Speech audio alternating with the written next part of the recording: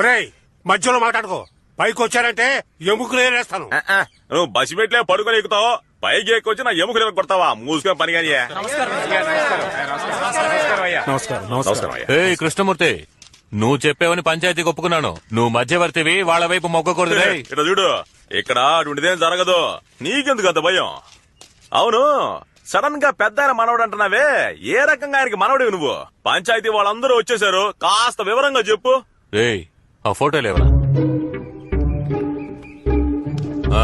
ఇదిగో చూడండి, ఇటువైపు ఉందే తనే మా బామ్మ సిరిపురం లక్ష్మి, మధ్యలో ఉంది మా తాత రాజశేఖరం. చూపించిన వాళ్ళకి 50 ఏళ్ల క్రితం సంతోషంగా కలిసినప్పుడు తీసిన ఫోటో ఇది. తర్వాత వదిలేసి వెళ్ళిపోయాడు. తను మా నాన్నని కని చనిపోయింది, ఆయన నన్ను వదిలేసి వెళ్ళిపోయాడు. ఆవిడ ఎక్కడుండేదో వెతికి కనిపెట్టి వెళ్ళాను.